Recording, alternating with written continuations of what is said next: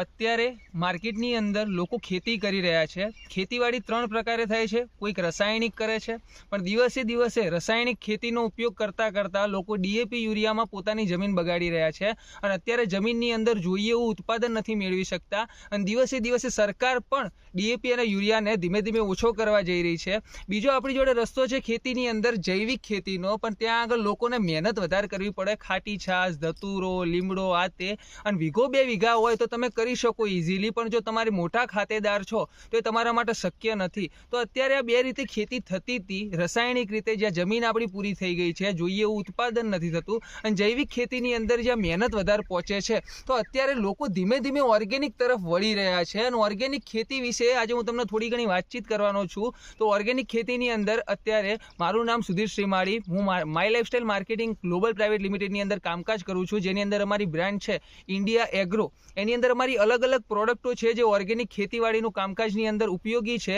અને અત્યારે આપણે એક જગ્યાએ ઓર્ગેનિક ખેતીમાં રિઝલ્ટ લીધેલું છે અને અત્યારે આપણે ખેડૂતના મોઢેથી આપણે સાંભળીશું કે એમને રિઝલ્ટ કઈ રીતે લીધું છે। સાહેબ, તમારું નામ?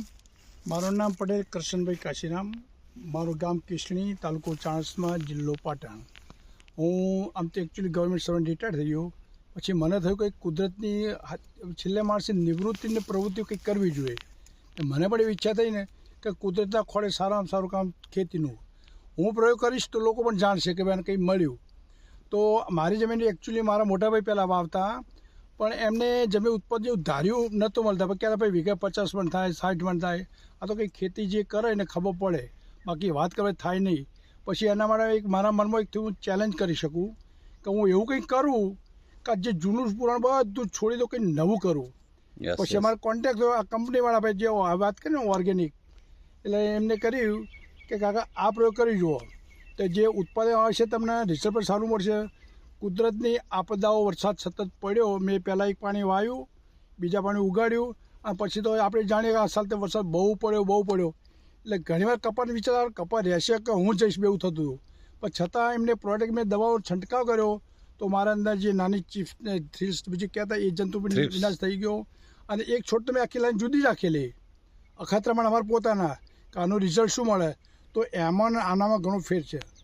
આજે વરસાદ પછી બીજો પાણી મેં પાયું એનો પણ જો ફૂટ સારી છે, તમે અંદર સામે જોઈ બેસો છો, આમાં નથી કોઈ ઈયળનો ઉપદ્રવ નથી, આમાં ખેતરમાં 2 વખત મેં વિનાશ બનેલો છે, પણ એનો રૂ બી વજનદાર અને વાઇટ બી બહુ મસ્ત છે। તમે હાઈટ જોઈ શકો છો, જો તમે આ રૂ જોઈ જશો છે ને, આ 3 હેર, 4 હેર, આ પણ એક દવાની પ્રોડક્ટની કિંમત અસર છે। મજૂરી કરવી તો સારી કરવી, નહીં તો કરવી નકામી, એ મારો ધ્યેય એવો જ હતો। એટલે હું ખેડૂત મિત્રોને એવું કહેવા માંગુ છું કે આપણી જમીન આપણે સાચવવાની, તો શા માટે બહુ યુરિયાનો ઉપયોગ કરવો? મેં પણ ભૂલથી કોઈ યુરિયા નાખેલું તો મને કે યુરિયા નાખવા કોઈ જરૂર નહીં, આ નાખો। પછી જો બીજા પણ તમને બતાવું, એક છોડના નહીં, આ બાજુ લાવજો ભાઈ જરા કેમેરામેન, જો આ ભૂંડને ભાગેલો છોડ છે છતાં પણ નવી એની શું કહેવાય કે પોંગર પડી, અને આ જો કેરીઓ આપ જોઈ શકો છો, એક છોડના પણ 60-70 કેરી લગભગ આવેલી છે।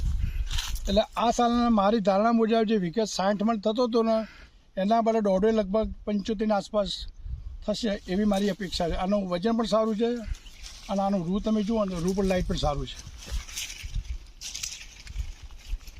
આ જીનવા જુઓ, 3-3, 4-4, 3-3, 4-4, 1, 2, 3, 4, 1, 2, 3, 4, આ જુઓ। પછી એક બીજું આ પણ જોઈ શકો છો ને, આ બધી એની કમાલ છે। યોગ્ય સમય પાણી હોય તો પાવાનું તો ઠીક છે, પણ જે વસ્તુ આપણે ઉપયોગ કરીએ તો રિઝલ્ટ મળવું જોઈએ। તો અત્યારે સાહેબનો આપણે જોઈ શકીએ છીએ 2 વીઘા કપાસની અંદર આપણી ઓર્ગેનિક પ્રોડક્ટનો ઉપયોગ કર્યો તો ઇન્ડિયા એગ્રો બ્રાન્ડનું MI સ્પ્રે, ઓલિફ આપણે વાતચીત કરીએ તો ગ્રો મેજિક અને આ વસ્તુ વાપરવાના કારણે અને જ્યારે ત્યારે થોડી ઘણી થ્રિપ્સને એમનો પ્રોબ્લેમ હતી એ વખતે એમાં વીરનો છંટકાવ કર્યો હતો માસ વખતે તો ઈયળ વગેરેની અંદર બહુ સારું એવું રિઝલ્ટ રહ્યું.